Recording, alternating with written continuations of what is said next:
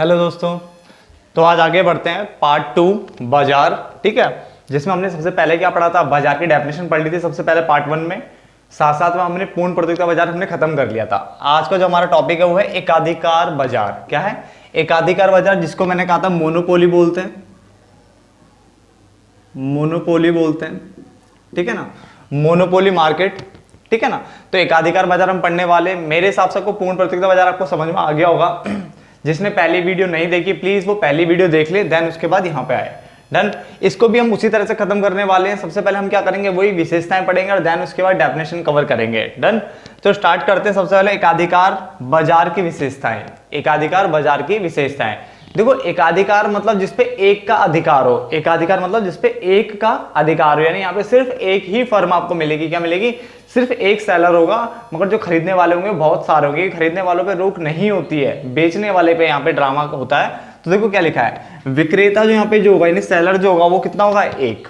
यानी एकाधिकार बाजार वो बाजार होता है जिसमें एक विक्रेता होता है, मगर क्रेता क्या होते हैं? अनेक होते हैं, यानी खरीदने वाले बहुत सारे होंगे। डन। जैसे रेलवे आप लगा सकते हो। ठीक है, रेलवे क्या है? एक मोनोपोली उसकी अकेली है, विक्रेता एक है, बट बहुत सारे जो उसमें उसकी जो सुविधा लेने वाले हैं बहुत सारे हैं, तो क्रेता क्या वहां पे? अनेक है। डन।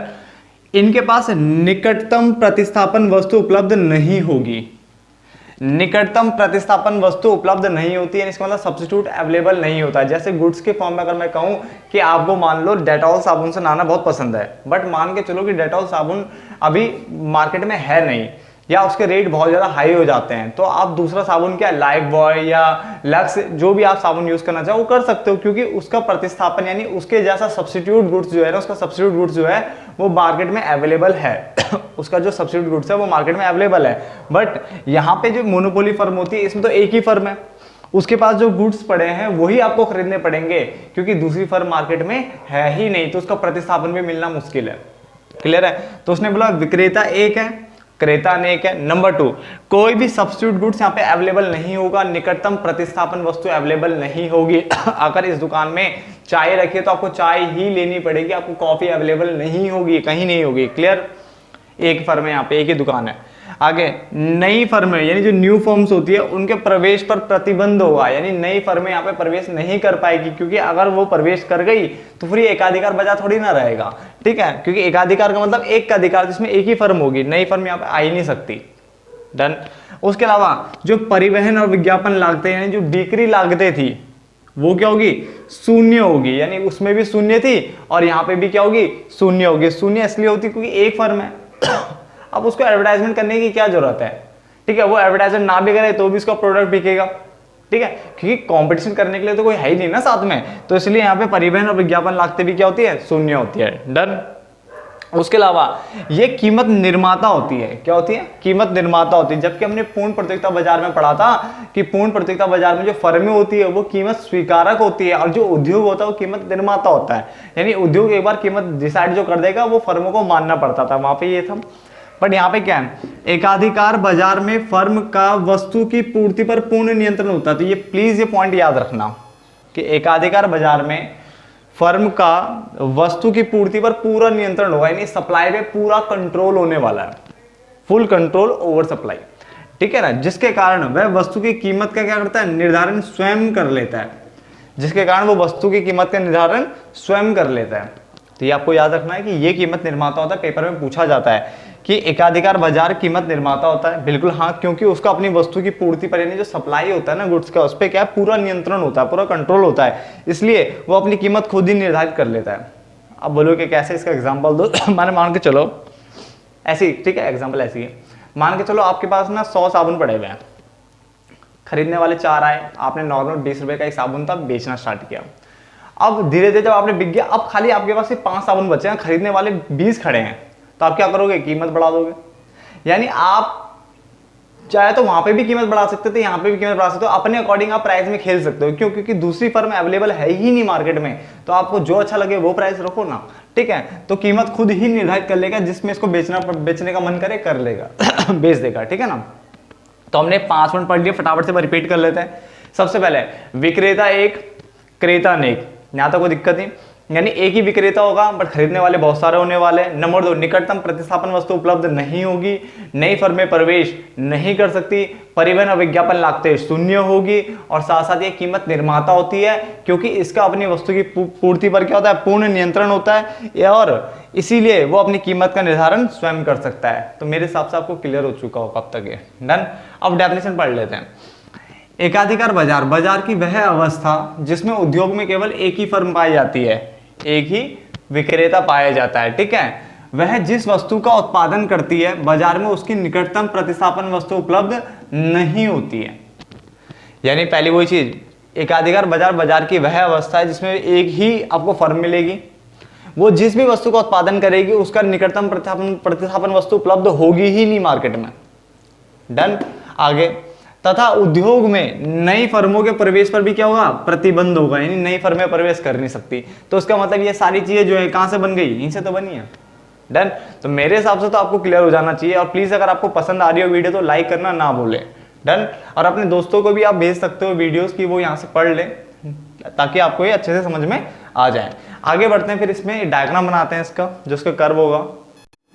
तो आगे बढ़ते हैं, देखो क्या डायग्राम बनाया हुआ है, काफी आसान सा डायग्राम है। वही मात्रा यहाँ पे रखा है, यहाँ पे कीमत यानी पी, आप आगम भी लिख सकते हो, ऑब्लिक करके मैंने आगम लिखा। आगम मतलब रिवेन्यू की बात कर रहा हूँ, एवरेज रिवेन्यू, यहाँ पे कौन सा औसत आगम है, एवरेज रिवेन्यू, ठीक है। तो AR भी लिख सकते हो। देखो किस तरह से बनाया गया, ये जो कर्व है ये AR कर्व है, डिमांड कर्व जिसको हम बोलते हैं, ठीक है। ये फर्म का डिमांड कर्व होता है, और ये आपका MR कर्व है। तो आप दोनों दिखा सकते हो, अच्छा रहता है दोनों दिखाना, ठीक है। तो इस तरह से आप बनाओगे। याद रखना, जब मैंने आपको पूर्ण प्रतियोगिता बाजार बताया था तो उसमें जो हमारे जो डिमांड कर्व की जो इलास्टिसिटी थी ना, वो क्या थी आपकी, क्या थी, अपरिभाषित, यानी क्या था वो परफेक्टली इलास्टिक था। क्या था, परफेक्टली इलास्टिक, यानी क्या था, पूर्णतया लोचदार था, क्योंकि वो बिल्कुल इस तरह से कर्व गया था। और डिमांड में आपने पढ़ा कि इस तरह से जो कर्व जाता है उसको क्या कहते हैं, पूर्णतया लोचदार बोलते हैं, वो पूर्णतया लोचदार था। जो एकाधिकार फर्म होती है इसमें क्या होता है, इकाई से कम लोचदार होता है, यानी लेस देन 1 होता है। क्या होता है, ED लेस देन 1 होता है, इकाई से कम लोचदार होता है। ये भी आपको पता होना चाहिए, बहुत सारे बच्चों को पता नहीं होता है। यहाँ पे जो आपका कर्व होता है वो क्या होता है, लेस देन 1 होता है, ठीक है। क्या होता है, लेस देन 1 होता है, इस तरह से होगा ये, ED लेस देन 1। डन। तो अब ED लेस देन 1 होगा, कौन से वाले में, एकाधिकार में। एकाधिकार बाजार के अंदर ये ED लेस देन 1 है। पूर्ण प्रतियोगिता बाजार में ED क्या है, पूर्णतया लोचदार, यानी इन्फिनिट जिसे हम बोलते हैं, वो हमारा होता है। तो ये आपको दोनों पता होना चाहिए। आगे बढ़ते हैं, तो आगे बढ़ते हैं, देखो ठीक है। बट याद रखना, इसको स्टार्ट करने से पहले आपको ये याद जरूर रखना है कि पूर्ण प्रतियोगिता बाजार के अंदर जो डिमांड कर्व है वो क्या है, पूर्णतया लोचदार, ठीक है ना, पैरेलल टू एक्स एक्सिस, मैंने आपको बताया था। नंबर 2, जो आपका एकाधिकार बाजार भी मैंने सीखा, उसमें क्या है, लेस देन 1, यानी क्या है, इकाई से कम लोचदार, इकाई से कम लोचदार, ठीक है ना, वो है हमारा। अब इसकी बात करते हैं एकाधिकारिक प्रतियोगिता, यानी मोनोपोलिस्टिक कंपटीशन मार्केट। क्या है, मोनोपोली कंपटीशन मार्केट क्या होता है। अब देखो इस वाले को ना थोड़ा अलग तरीके से पढ़ते हैं, तो आपको समझ में तो आ चुका है कि 2 मार्केट आपको अच्छे से समझ में आ गई, तीसरी मार्केट की हम बात कर रहे हैं, ये भी अच्छे से समझ में आ जाएगी। बट हम इसको कोशिश करते हैं ऊपर से पढ़ते हैं हम, ठीक है ना, कुछ नया करते हैं। तो देखो क्या लिखा है, यह बाजार की वह अवस्था है, यानी ये बाजार की वो अवस्था है जिसमें उद्योग में बहुत फर्में पाई जाती है, यानी उद्योग में बहुत सारी फर्में पाई जाने वाली है। अर्थात जिसमें वस्तु के बहुत से क्या होते हैं, बहुत से क्रेता और विक्रेता पाए जाते हैं, यानी खरीदने वाले भी बहुत सारे और बेचने वाले भी बहुत सारे। और एक विक्रेता की वस्तु दूसरे विक्रेता की वस्तु से क्या होती है, भिन्न होती है। इसका मतलब यहाँ पे वस्तुएं अलग अलग होने वाली है। अभी तक क्या था, एक जैसा होता था या फिर मिलती नहीं थी दूसरी वस्तु, है ना, दोनों में ऐसा कुछ पढ़ा था हमने। पूर्ण प्रतियोगिता बाजार में एक जैसी वस्तुएं थी, और एकाधिकार बाजार में तो भाई साहब था ही नहीं कोई दूसरी फर्म, तो क्या बात करनी है वहां पे। बट यहाँ पे हम क्या कह रहे हैं, ये बाजार की वो अवस्था है जिसमें उद्योग में बहुत सी फर्में पाई जाती है, अर्थात इसमें बहुत से क्रेता और बहुत से विक्रेता आपको मिलने वाले हैं। डन। उसके अलावा मैंने आपको बोला कि एक विक्रेता की वस्तु दूसरे विक्रेता की वस्तु से क्या होगी, यहाँ पे अलग होगी, ठीक है सर। आगे, और निकटतम प्रतिस्थापन वस्तु जो है ना इस बार उपलब्ध होगी, क्योंकि जब एक की वस्तु दूसरे की वस्तु से अलग है, चाहे वो ब्रांड के नेम से अलग हो, रंग किसी की भी तरह से अलग, पैकेजिंग के आधार पर अलग हो सकती है, तो अगर अलग है तो गारंटेड आपको क्या मिल जाएगी, यहाँ पे प्रतिस्थापन वस्तु उपलब्ध हो जाएगी। ऐसे बाजार को एकाधिकारी प्रतियोगिता बाजार कहते हैं। तो हमने ये पॉइंट सारे पढ़ लिए। डन।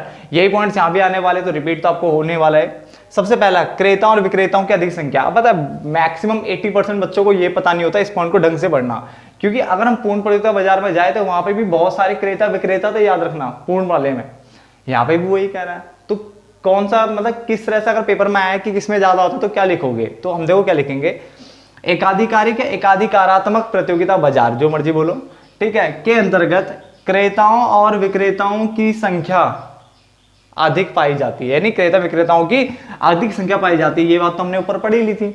मगर लेकिन पूर्ण प्रतियोगिता बाजार से कम, यानी पूर्ण प्रतियोगिता बाजार से कम होगी इसमें संख्याएं, और एकाधिकार से क्या होगी, अधिक। ये आपको याद रखना है, ठीक है। अगर आपको दूसरों से थोड़ा सा अलग बनना है तो आपको कुछ चीजें याद रखनी पड़ेगी कि इसमें क्रेता विक्रेताओं की संख्या बहुत अधिक होती है, मगर पूर्ण प्रतियोगिता बाजार से क्या होती है, कम होती है, मगर एकाधिकार से ज्यादा होती है।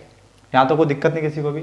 मैं दोबारा बोल रहा हूँ, अगर पेपर में अगर मान लो एकाधिकार आता है तो एकाधिकार मतलब मोनोपोली, एकाधिकारिक या एकाधिकारात्मक प्रतियोगिता लिखा आता है तो ये याद है ना। बात पता कहां पे, प्रतियोगिता के ऊपर है, कि प्रतियोगिता अगर मान लो एकाधिकार प्रतियोगिता लिख दे तो एकाधिकार के साथ प्रतियोगिता लिख दें तो एकाधिकार मतलब मोनोपोली, फिर मोनोपोली कॉम्पिटिशन, तो कॉम्पिटिशन तो यही हो गया ना। फिर कॉम्पिटिशन तो वहीं पे होगा ना जहां एक से ज्यादा फर्म होगा, एक से ज्यादा फर्म यहीं पे है। तो याद रखना आपको इस प्रतियोगिता पे ध्यान देना है, क्या उसने वर्ड प्रतियोगिता यूज किया है नहीं किया। अगर प्रतियोगिता यूज कर रहा था वो ये वाली की बात कर रहा हो, क्योंकि एकाधिकार और एकाधिकारात्मक इन सब में बंदा कंफ्यूज रहता है।